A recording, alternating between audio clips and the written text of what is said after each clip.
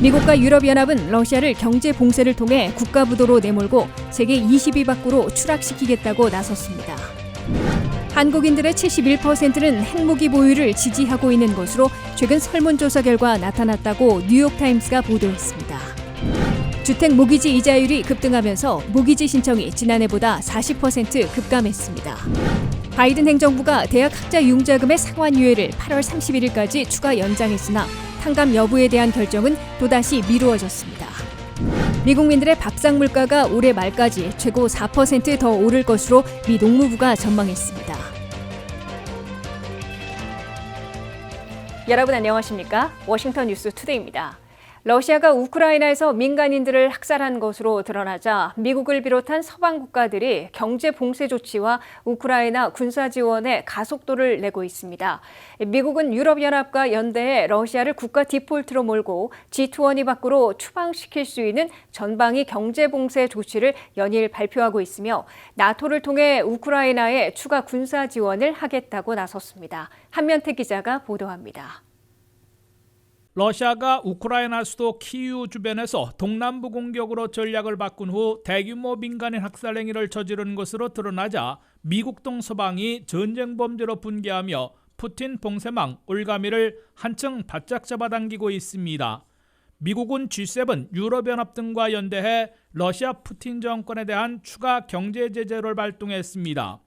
러시아 중앙은행에 이어 2대 시중은행들인 스베르뱅크와 알파뱅크도 제재해 국제금융시장에서 자금 거래를 할 수 없게 금지시켰습니다. 러시아가 외국에 있는 미 달러화 자산으로 지불해야 하는 부채나 이자를 갚지 못하도록 금지시켰습니다. 미국을 비롯한 서방의 러시아 내 신규 투자도 전면 금지됐습니다. 블라드미르 푸틴 대통령의 알려진 두 딸을 포함해 전현직 고위관리들도 제재 대상에 추가됐습니다. 유럽연합은 한 해 44억 달러어치를 사들여온 러시아산 석탄 수입을 금지하고 러시아의 선박과 육로 운송 수단의 진입을 막는 조치를 논의하고 있습니다.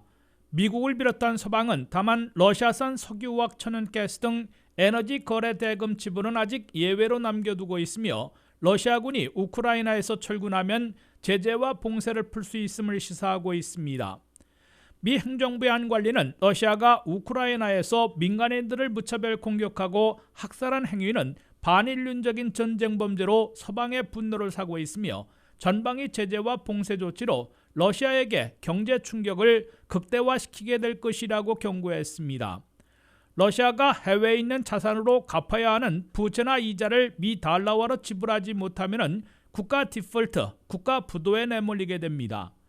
지금까지의 경제 제재와 봉쇄 조치만으로도 러시아는 15년간의 경제 성장이 날아갈 것으로 미 관리는 추산했습니다. 그럴 경우 현재 세계 11위인 러시아 경제 규모는 20위권 밖으로 밀려나 G20에서도 퇴출시키려는 것으로 미 관리는 시사했습니다. 러시아 국민들은 옛 소련 시절의 생활 수준으로 되돌아가게 될 것으로 미 관리는 경고했습니다.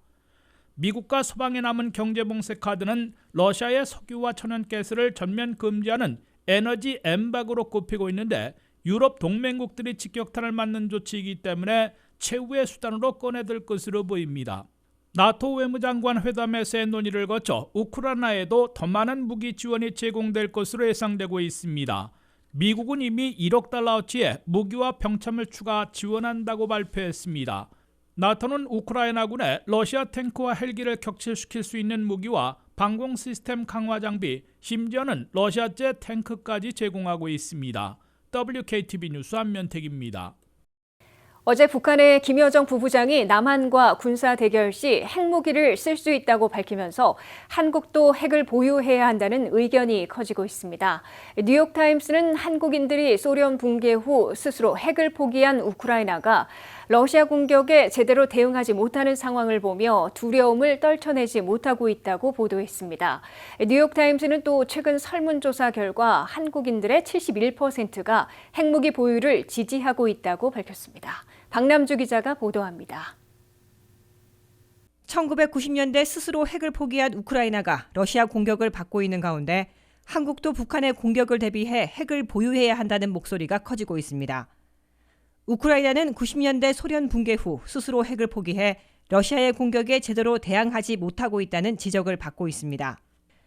뉴욕타임즈는 어제 북한이 남한과 군사 대결 상황 시 핵을 쓸 수 있다고 위협한 것을 언급하며 한국인들이 러시아의 우크라이나 침공을 보며 한국의 핵 포기가 잘못된 선택이었음을 우려하고 있다 보도했습니다. 뉴욕타임즈는 또 최근 설문조사 결과 한국인의 71%가 핵무기 보유를 지지하고 있다고 밝혔습니다.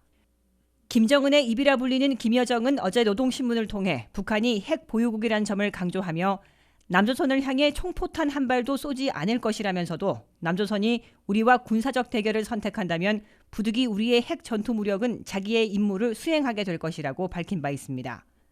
김여정 부부장의 이 같은 발언은 지난 3일 서 국방부 장관이 선제 타격 가능성을 시사한 발언을 한 후 나온 것입니다.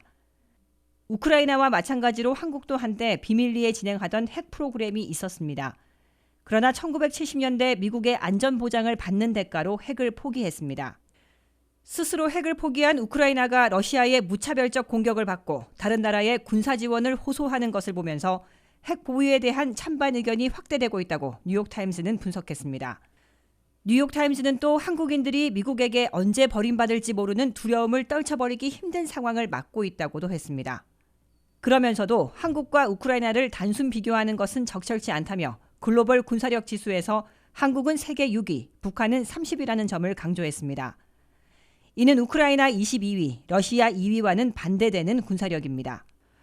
또 한국은 미국과 상호 방위 조약을 맺은 동맹 관계에 있음도 지적하면서 우크라이나는 나토 회원국이 아니고 미국과 공식적인 동맹 관계가 아니라는 점도 덧붙였습니다. WKTV 뉴스 박남주입니다.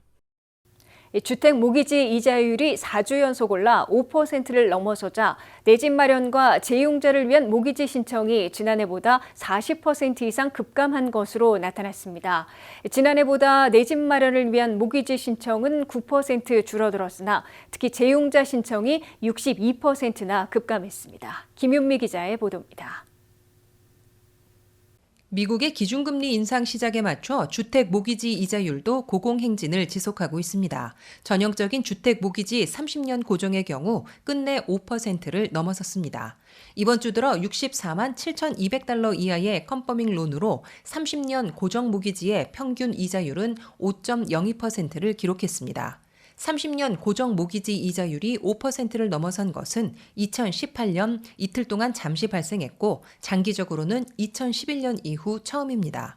30년 고정 모기지 이자율이 5.02%까지 올랐는데 이는 1년 전에 3.38%에 비해 급등해 있음을 알 수 있습니다. 모기지 이자율의 급등으로 모기지 신청은 급감하는 결과를 가져오고 있습니다. 전체 모기지 신청은 지난 한 주 전주보다 6% 더 줄었으며 1년 전에 비하면 41%나 급감했습니다. 그중에서도 내 집 마련을 위한 모기지 신청은 지난 한 주 3%, 1년 전에 비해 9% 줄어 비교적 감소폭이 적었습니다. 반면 재용자를 위한 모기지 신청은 지난 한 주에도 10% 줄어들었고 1년 전보다는 무려 62%나 급감했습니다. 내 집을 사려는 희망자들은 비교 대상이 없어 이자율이 더 오르기 전에 주택 구입에 계속 나서고 있는 반면 재용자는 갖고 있는 것보다 높은 이자율로 바꿀 수는 없기에 신청 자체가 급감하고 있는 것으로 해석되고 있습니다. 이 때문에 미국의 주택 모기지 신청 가운데 재용자 신청이 차지하는 비율은 지난해 51%에서 현재는 38.8%로 줄어들었습니다. 모기지 전문 기관들은 30년 고정 모기지 이자율이 올 하반기 5.5%까지 오를 것으로 예상해왔지만 예상보다 속도가 빠른 것으로 보입니다. 다만 모기지 신청이 급감하면 모기지 이자율 급등세가 다소 수그러들 것으로 예상되고 있습니다. 그럼에도 현재 주택 모기지를 얻으려면 소득을 증명해야 하는 등 매우 까다로운 절차를 거치고 있어 2006년과 2007년, 2008년의 묻지마 모기지 제공에 따른 모기지 디폴트, 주택시장 붕괴, 금융위기, 불경기로 이어지는 악순환은 없을 것으로 경제 분석가들은 강조하고 있습니다. WKTV 뉴스 김유미입니다.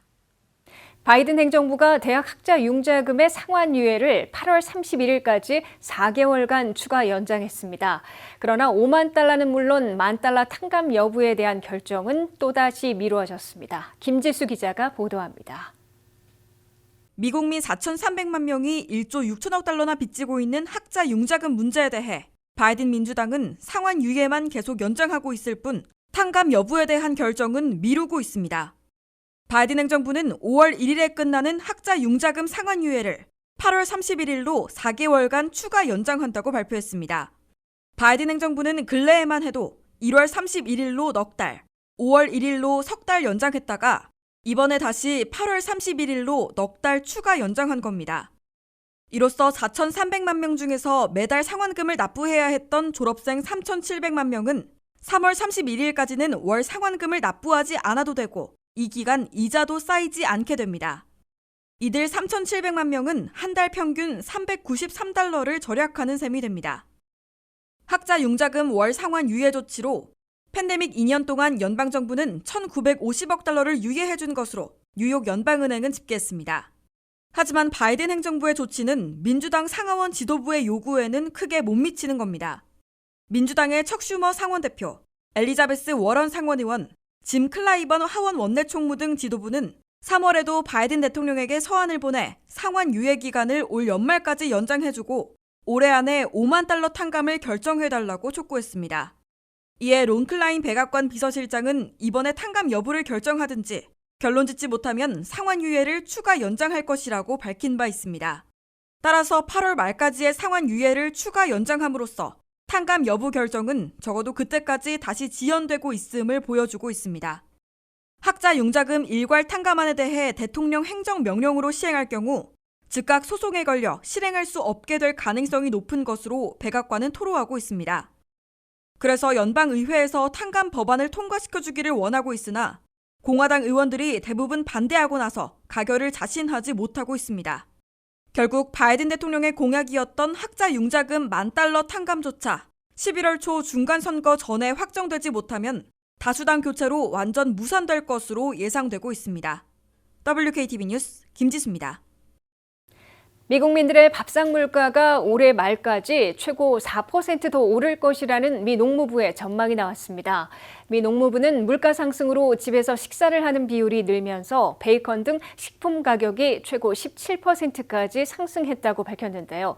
미 언론들은 지속되는 인플레이션이 미 전역의 가계 예산에 고통을 주고 있다면서도 모든 사람들이 같은 방식으로 영향을 받는 것은 아니라며 부익부, 빈익빈이 심화될 가능성을 전망했습니다.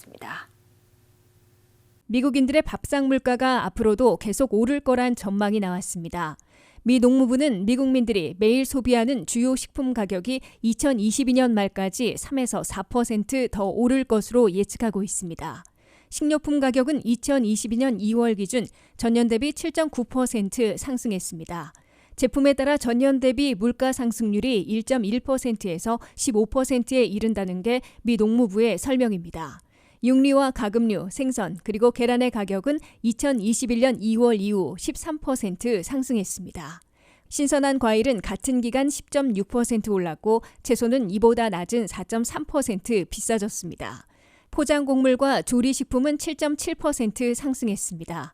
식료품 중 상승폭이 가장 높은 것은 육류인데 그중에서도 베이컨은 17%나 올랐습니다. 이는 사람들이 팬데믹으로 집에서 식사를 하는 경우가 많고 전염병으로 육류 가공업체들이 문을 닫아 공급이 수요를 따라가지 못했기 때문으로 분석됩니다. 물가 상승이 한동안 계속될 것이라는 전망이 나오자 식료품 값을 줄이려는 다양한 방법도 소개되고 있습니다.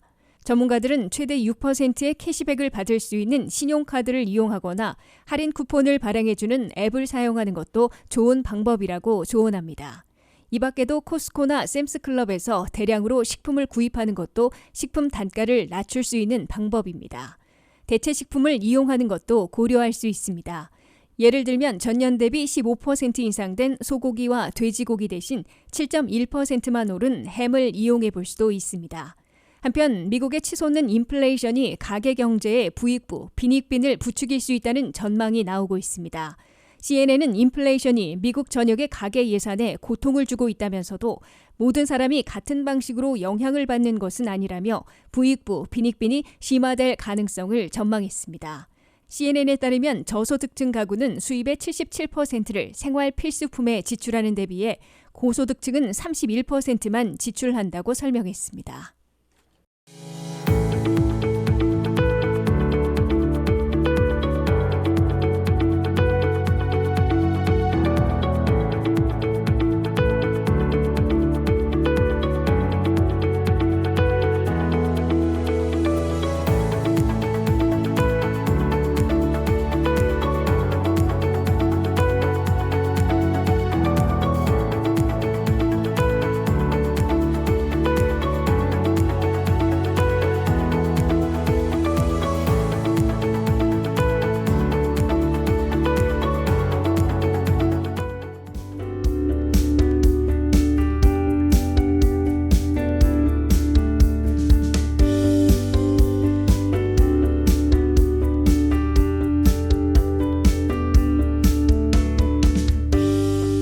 이상으로 워싱턴 뉴스투데이를 마치겠습니다. 시청해주신 여러분 고맙습니다.